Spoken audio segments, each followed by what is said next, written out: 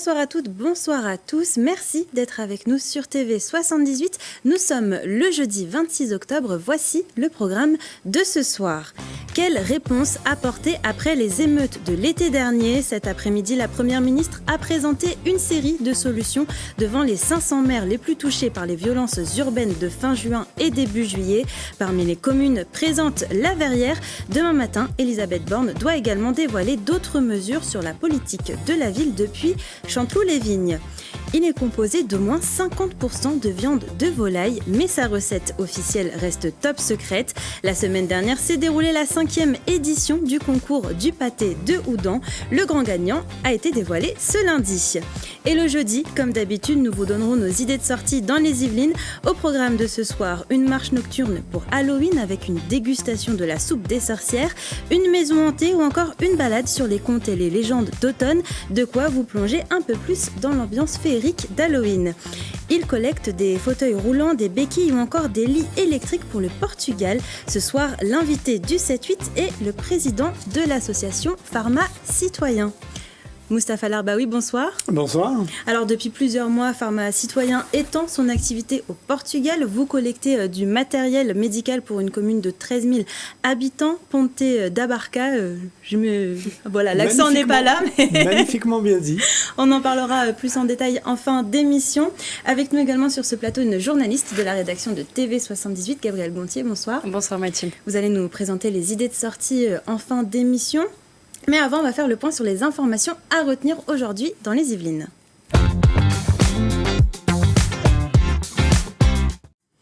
Et on commence ces informations, Gabrielle, par la Première ministre qui a réuni cet après-midi les 500 maires les plus touchés par les émeutes urbaines de cet été. Elles avaient été déclenchées par le décès de Naël. La Première ministre Elisabeth Borne a échangé sur différents sujets comme le soutien aux familles, la prévention de la délinquance, la justice des mineurs et la responsabilité parentale. Tout ça en présence des ministres Gérald Darmanin, Éric Dupond-Moretti et Aurore Berger, ainsi que des élus yvelinois, parmi eux l'adjoint au maire de Trappes, la Verrière et les maires de Mantes-la-Jolie et Chanteloup-les-Vignes. Parmi les propositions de la maire justement Catherine Arnoux, la qualité urbaine, la mobilité et la mise en place d'emplois aidés. À noter, vous l'avez dit Mathilde, qu'Elisabeth Borne sera dans les Yvelines demain matin pour aborder la politique de la ville et l'égalité des chances. On poursuit ces informations avec une inquiétude dans les Yvelines sur l'eau potable. Oui, les maires de la communauté urbaine Grand Paris Seine-et-Oise estiment que 80 millions d'euros seront nécessaires pour prévenir les risques de pénurie et développer les réseaux de production et de distribution d'ici 2030. Le conseil communautaire a déjà versé 17 millions d'euros aux maires d'Aubergenville. Cette enveloppe, elle provient du budget général, donc pas de hausse de facture pour les habitants. L'objectif, répondre aux nouveaux risques comme les tensions sur les réseaux hydrauliques ou les micropolluants. La région yvelinoise est le territoire francilien le plus touché par le manque d'eau potable. Et hier soir, c'était les grands débuts du basketteur Victor Wembanyama en NBA. Oui, j'ai voulu trop en faire. Je n'ai pas besoin de mettre autant d'énergie en défense. Voici les mots de l'Yvelinois Victor Wembanyama après sa prestation mitigée contre les Dallas Mavericks. Pour ses grands débuts en NBA, le prodige, originaire du Chênay Rocancourt, a connu une soirée délicate, très vite handicapé par le nombre de fautes. Le basketteur de 2,23 m a une feuille de statistiques de 15 points, 5 rebonds, 2 passes, 2 interceptions, 1 contre en un peu plus de 20 minutes de jeu. Prochain match, c'est ce samedi 28 octobre contre les Houston Rockets. Et on va prendre la direction de Bougival. Une maison un peu particulière est à louer. Oui, celle de l'ancienne attaquante du Paris Saint-Germain, Neymar. Depuis son départ du PSG à l'été 2023 pour l'Arabie Saoudite, sa somptueuse demeure de Bougival est inhabitée et est aujourd'hui allouée, Mathilde, pour la modique somme de 20 000 euros par mois. Il faudra en plus ajouter 40 000 euros de dépôt de garantie. Alors, si vous êtes intéressé autour de la table, la demeure de 780 m² carré, possède 9 chambres et 14 pièces sur 5 étages. Elle possède également une piscine chauffée, une cave à vin, un espace home cinéma et une salle de sport. La star brésilienne Neymar y a vécu pendant 6 ans. Ouais, 20 000 €, c'est une certaine somme. C'est pas donné à tout le monde, Je confirme, je suis intéressé. Faut juste les payer. Mais... Oui, il faut juste les payer. On termine par un point circulation. Est-ce que ça va bien rouler ce week-end dans les Yvelines, Gabriel ? Eh bien, il faudra prendre son mal en patience. Du côté des départs ce vendredi 27 octobre, ce sera rouge en région parisienne et orange dans le reste de la France. Dans le sens des retours, Bison Futé voit vert. Le samedi, c'est un peu mieux. Ce sera orange dans le sens des départs en région parisienne et vert dans le sens des retours. Dimanche, tous les voyants sont au vert. Eh bien, merci beaucoup Gabriel Gontier pour toutes ces informations. Et comme d'habitude, si vous aussi vous voyez une image ou une information qui vous a marqué près de chez vous, n'hésitez pas à nous la partager sur les réseaux sociaux en utilisant le hashtag 78news.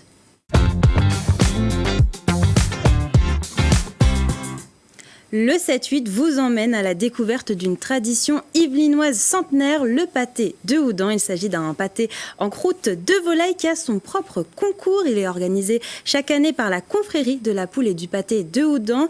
De la présentation des pièces à la remise des prix, Grégory Canalet, Aurélie Lafelle et Julien Leroy ont suivi la 5e édition de ce concours.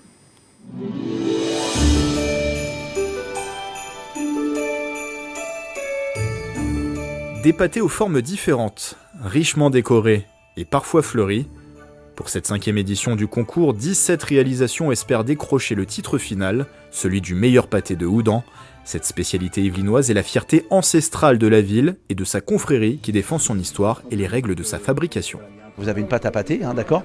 Et puis ensuite, vous utilisez la volaille de Houdan, qui a un pompon, qui est une volaille qui est noire avec des points blancs dessus. Donc ça, c'est la particularité. Vous mettez pas, il n'y a pas de foie gras dedans, il n'y a pas de truffe dedans, il n'y a pas ces produits qui sont des produits luxe. Après, c'est d'aller chercher avec la volaille l'équilibre avec le gras, d'utiliser les foies aussi, qui amènent aussi un goût très particulier, assez fort, mais qu'il faut essayer de maîtriser avec le sel, le poivre. C'est ça la particularité du pâté de Houdan.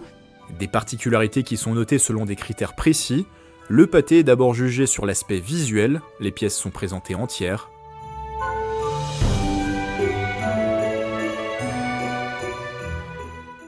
Avant d'être découpées en tranches, et là encore, rien ne s'improvise.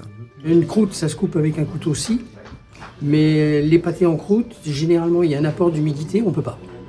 Donc il faut un couteau extrêmement fin, rigide. Les tranches sont observées minutieusement par 3 jurys qui départagent les pièces dans les 3 catégories du concours, professionnels, apprentis et particuliers. Malgré la différence de niveau entre les participants, le cru 2023 semble de bonne qualité.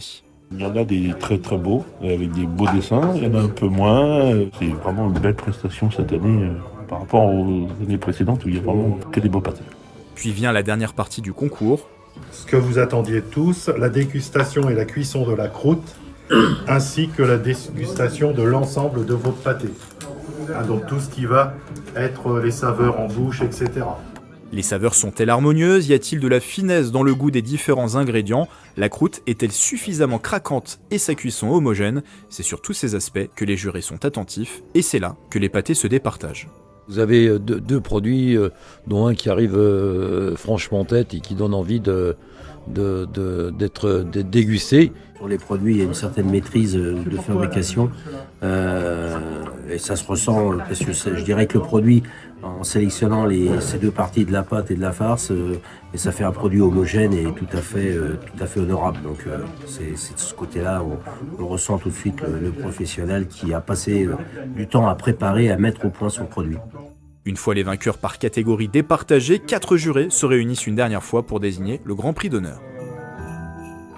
3 jours plus tard, le suspense est levé, les résultats du concours sont révélés au restaurant La Poularde.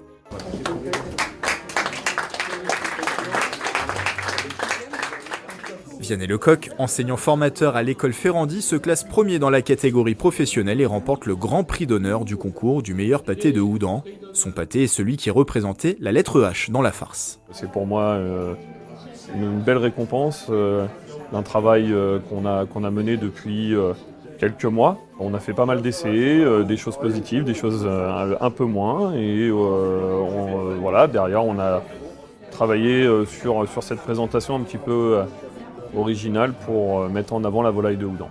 C'était un pâté qui était manifestement mieux présenté, mieux cuisiné et cuit, et il y avait des caractéristiques intéressantes.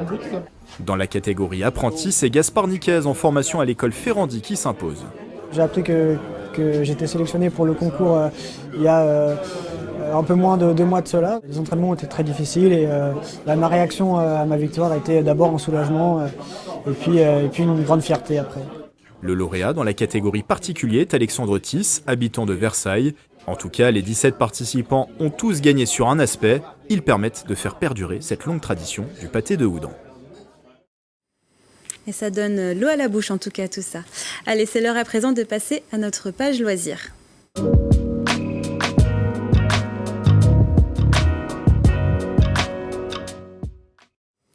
Préparez-vous à trembler, la compagnie Pixum lance son nouveau spectacle immersif intitulé La Maison Hantée Once Upon a Punk, un univers post-apocalyptique mystérieux et angoissant installé dans une maison au Bréviaire. Julien Leroy a suivi les équipes de la compagnie Pixum en pleine préparation, regardez. Alors, ça y est, tu les as? Oui, j'y vais. Attends, on ne superpose pas. Et on se fait pas mal. Enlève tes doigts. Ok, c'est bon. Des décors angoissants s'installent dans cette paisible maison. À quelques jours de la première, les équipes de la compagnie Pixum peaufinent les derniers détails de ce cabinet de curiosité. Dès vendredi 27 octobre sera lancé le nouveau spectacle d'Halloween, La Maison Hantée Once Upon a Punk. Un univers post-apocalyptique futuriste proche de celui du film Mad Max avec une esthétique végétale. Et donc résiste un petit groupe de nécromanciens qui eux-mêmes perdent des membres dans leur petit groupe. Et 3 d'entre eux partent en quête d'un élément qui va pouvoir de nouveau redorer la flamme un petit peu de l'imagination, faire renaître la création dans la tête des êtres humains, de toute créature vivante. Et ils tombent sur cette bâtisse. 12 acteurs donnent vie à des personnages hauts en couleur, Astrémec, Amelia Hart ou Atropos. Une représentation immersive et participative où le visiteur déambule à travers différents espaces. Chaque comédien suit un canevas narratif avec une grande place laissée à l'improvisation. On est dans cette euphorie, cette envie, ce plaisir, cette joie de participer quand même à un spectacle. C'est très excitant. Infernal, dans le bon sens du terme. Un délirant parce que voilà, les décors sont phénoménaux, tout le monde met la main à la pâte. Et ça, c'est super. Je vais placer ça sur le plafond et avec les petites alvéoles que je vais venir bomber avec une bombe dorée, ça donnera une impression d'alvéoles de ruche et de miel qui coule. 4 techniciens, 15 décorateurs et une centaine de bénévoles. Un travail de fourmi pour installer des dizaines de milliers d'éléments récupérés et revisités d'un spectacle à l'autre.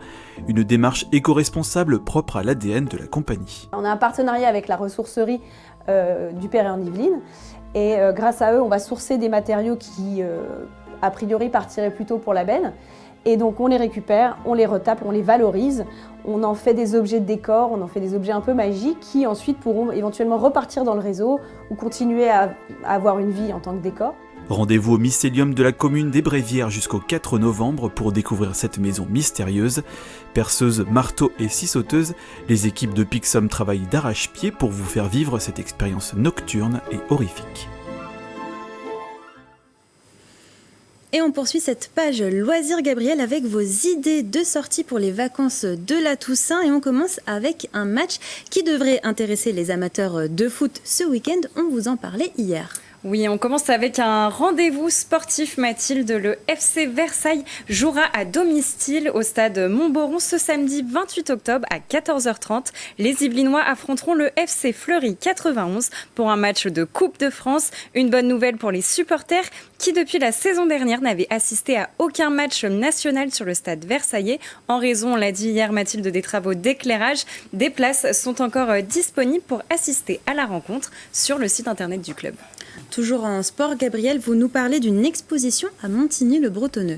Histoire, sport et citoyenneté, voici la thématique de l'exposition qui retrace l'histoire du sport depuis les Jeux Olympiques d'Athènes en 1896 aux Jeux Olympiques et Paralympiques de Paris 2024. 3 lieux sont dédiés à l'exposition selon les périodes présentées dans les maisons de quartier Henri Matisse, André Malraux et Louis Jouvet. L'entrée est libre et l'exposition se tient jusqu'au 10 novembre. Une bonne manière de préparer les Jeux dont une partie de l'histoire s'écrira en 2024 sur le sol yvelinois.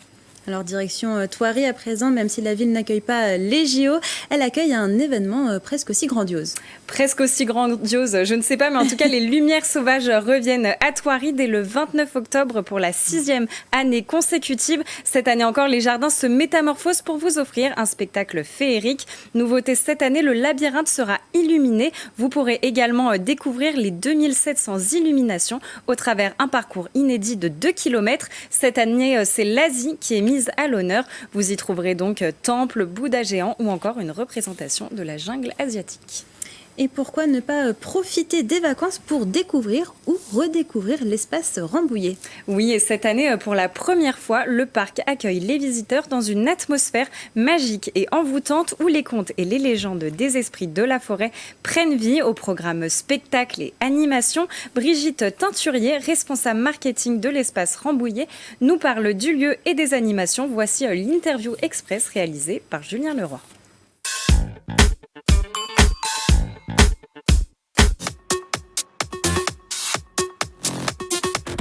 L'espace Rambouillet, c'est un parc forestier animalier qui est dédié à tout ce qui est présenter l'écosystème forestier et ses animaux pour sensibiliser le plus grand nombre à la biodiversité et sa préservation. Depuis qu'on a ouvert au mois d'avril, on a un petit train électrique qui permet en fait aux jeunes enfants et aux personnes qui ont des difficultés pour se déplacer de découvrir la forêt sauvage. On a la partie la forêt des 1000 écureuils où là on va avoir la présentation sur des trampolines géants qui sont installés entre les arbres.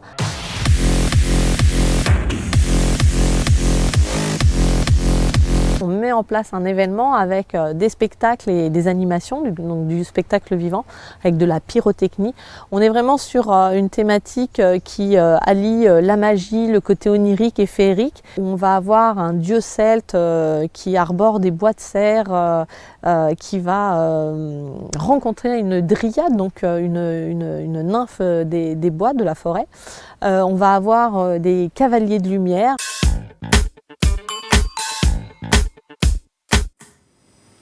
Et à quelques jours d'Halloween, on termine, Gabrielle, avec un rendez-vous qui va nous mettre dans l'ambiance. Oui, encore un peu de patience, Mathilde, avant le grand soir d'Halloween. Mais des animations ont lieu dès maintenant. Demain soir, à Guyancourt, une marche nocturne est organisée. Au programme déambulation, animation, bal folk et dégustation de la soupe des sorcières. Les bénéfices de la soirée seront intégralement reversés au Téléthon. À noter également que les 30 et 31 octobre, des ateliers de décoration et des ateliers culinaires sont organisés pour bien préparer votre fête. Eh bien, merci beaucoup Gabrielle Gontier pour toutes ces idées de sortie. C'est bientôt l'heure de l'invité du 7-8, mais avant, je vous propose de jeter un coup d'œil à la météo de demain.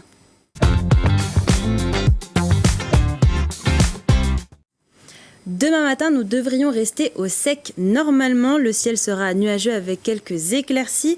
Au niveau des températures, comptez 11 degrés à Rambouillet, 12 à Houdan et Versailles et 13 à Mantes-la-Jolie.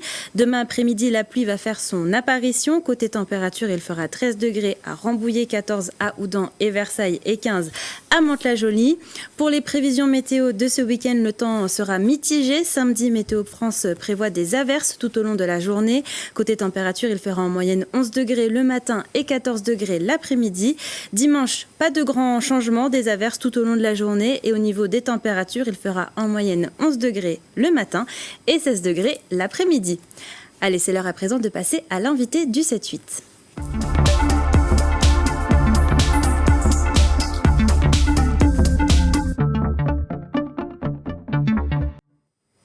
Depuis plusieurs mois, l'association Pharma Citoyen récolte du matériel médical pour une commune de 13 000 habitants au Portugal. Pour en parler avec nous, Mustapha Larbaoui, le président de l'association Pharma Citoyen. Alors, avant de parler de cette initiative, Mustapha Larbaoui, est-ce que vous pouvez nous présenter l'association Pharma Citoyen en quelques mots? En quelques mots, Pharma Citoyen, c'est donc le jeu de mots avec pharmacie et citoyen. C'est une association qui a été créée en 2007. Voilà, donc l'idée, c'est je suis pharmacien, je me considère comme citoyen avant tout, et donc ça a été l'association des deux, et je trouvais que les gens venaient à moi, c'est le propre de l'officine, et donc j'avais envie d'aller vers les autres, parce que ça a toujours été ma passion, l'associatif. Donc l'association a été créée à ce moment-là, tout naturellement, et l'association s'est développée surtout autour du club de football à l'époque dont j'étais président. Et on avait fait des tonnes de choses, essentiellement les visites au musée pour le programme de CM2 des enfants pendant presque une décennie. Donc c'était plus cet aspect-là à l'époque. Et puis il y avait également deux volets dont on parlait peu à l'époque. C'était le matériel médical, que déjà à l'époque on donnait à différentes associations, associations marocaines, associations sénégalaises. On a eu des gens du Liban quand il y a eu des événements, il y a eu Madagascar quand il y a eu également malheureusement des malheurs. C'est souvent pour ça d'ailleurs que nous sommes sollicités. Et donc là vous vous étendez au Portugal. Pourquoi ? Voilà.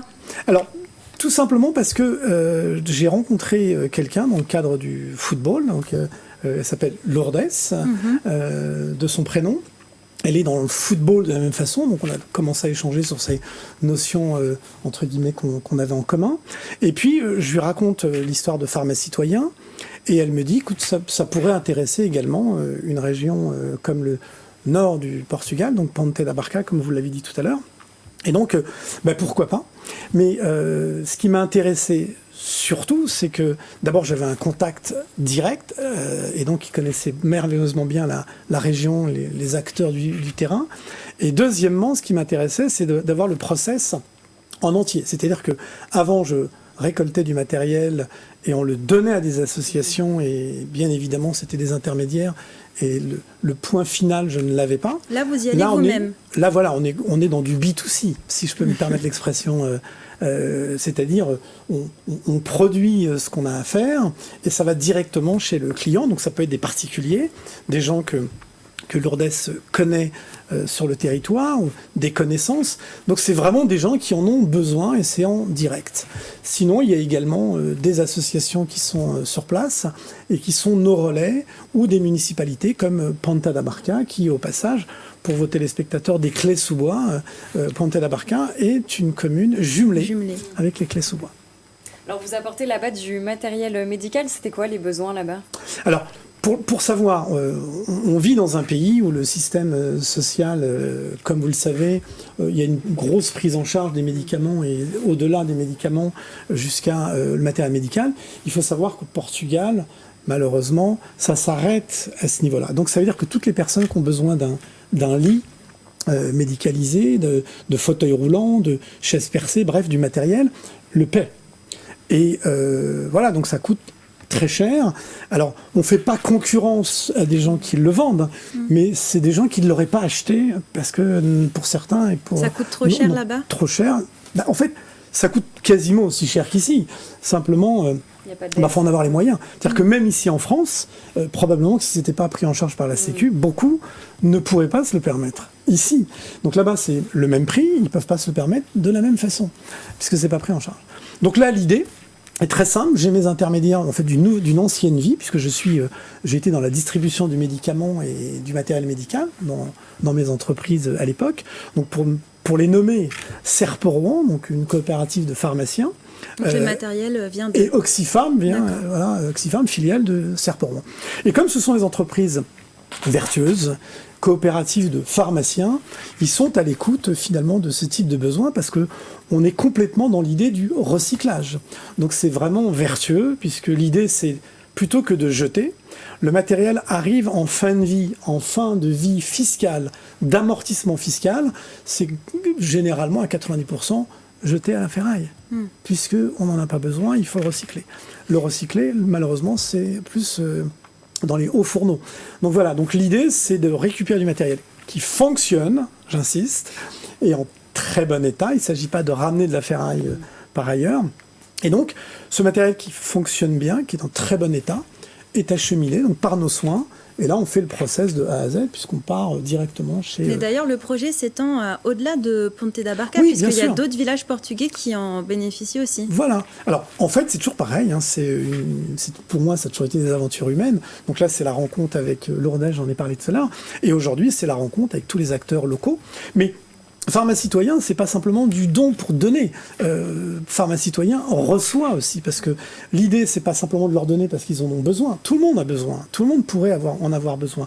D'autres pays que j'ai cités tout à l'heure. Mais Pharma Citoyen, c'est aussi l'échange. Et donc, par exemple, le 5 octobre, nous avons fêté la citoyenneté portugaise, puisque nous avons célébré le 5 octobre 1910, que probablement les téléspectateurs ne connaissent pas, mais c'est l'avènement de la première République portugaise. Voilà. Et en même temps, c'est un clin d'œil pour moi à la communauté portugaise que j'apprécie vraiment, vraiment depuis... pour moi, c'est pas une découverte, le Portugal. Ça fait plus de 30 ans que j'y vais. Donc là, j'y retourne. Mais c'est un pays fabuleux. Voilà, j'invite tous les téléspectateurs de TV78 à découvrir ce pays s'ils le peuvent. Mais c'est absolument fabuleux. Voilà, de par leur histoire, de par leur culture, de par... leur rapport homme-femme, le rapport aux politiques qui est beaucoup plus apaisé, et surtout des paysages fabuleux, que ça soit le sud dans l'Algarve, que ça soit le nord montagneux, la mer, enfin voilà, un très beau pays, ce qui me permet de vivre une aventure humaine et en même temps l'utile à l'agréable. C'est tellement beau et on s'y sent tellement bien. Et l'objectif, c'est quoi? C'est de pérenniser ces collectes, ces transports? Voilà. Comment vous allez faire? Alors l'idée, c'est évidemment... Il y a un coût, puisque vous avez compris qu'il fallait acheminer ce matériel. Donc il y a un coût. Ce coût, nous l'assumons sans aucune subvention. Je ne suis pas dans les subventions d'État ou de collectivité. Donc ça ne coûte rien à la collectivité locale ni à la collectivité nationale. Par contre, j'ai des partenaires autour de moi qui trouvent l'idée intéressante. Ça ne coûte rien aux gens qui sont sur place.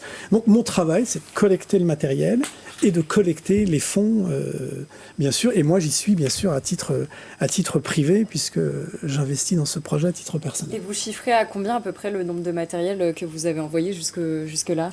Alors jusque-là, depuis le Portugal, c'est depuis le mois d'avril, hein, c'est nouveau, on les voit à l'antenne. C'est jusqu'à maintenant, je crois que c'est 5 ou 6 voyages, et c'est à chaque fois entre 3 et 4 lits. On en voit un à l'écran, vous voyez, en très bon état. Ça prend beaucoup de place. Donc ça prend de la place, c'est un véhicule. Bon, je vous passe les détails de la logistique et du coût. Là, c'était plutôt à l'époque, puisque par définition, là, c'était le Sénégal. Mais voilà, donc il y a un travail évidemment de logistique, mais l'idée, c'est évidemment de pérenniser et donc d'avoir des partenaires qui vont nous suivre sur le long terme. Et on compte bien ne pas s'arrêter là, et probablement d'autres pays en Europe, parce que ce qui m'intéresse, c'est de passer les frontières sans s'y arrêter et sans avoir à y être taxé. C'est beaucoup plus compliqué quand on s'attaque, par exemple, à des douanes en Algérie, Maroc, Sénégal. Là, c'est beaucoup plus compliqué, beaucoup plus coûteux. Et là, je passe par des associations qui le font. Mais en Europe, c'est le déplacement qui m'intéresse. C'est les tableaux des paysages qui défilent quand on y va. Donc, je m'y implique parce que c'est un vrai plaisir d'y aller. Et donc, comme je vous l'ai dit tout à l'heure, il y a un besoin, on répond à un besoin, et puis c'est tellement, c'est tellement chaleureux. Enfin, je ne veux pas vous ennuyer avec tous les qualificatifs, mais c'est un vrai plaisir. Donc plein d'autres projets à venir. On aura peut-être l'occasion de vous réinviter sur ce plateau. Merci pour l'invitation, je reviendrai. Pour en parler. Mais surtout pour la communauté portugaise également, que je connais depuis des décennies, au regard de mon âge. Communauté qui a beaucoup participé, beaucoup œuvré pour ce pays, dont on parle peu, je trouve, et qui a une contribution nationale dont on parle peu, et pourtant moi je leur rends hommage aussi au travers de cette association, en tous les cas au travers de ce que l'on fait dans nos déplacements. Eh bien, merci beaucoup Moustapha Larbaoui d'avoir répondu à nos questions et d'avoir accepté notre invitation en plateau. C'est la fin de cette émission. Merci pour votre fidélité. Je vous souhaite une belle soirée sur TV78. Prenez soin de vous.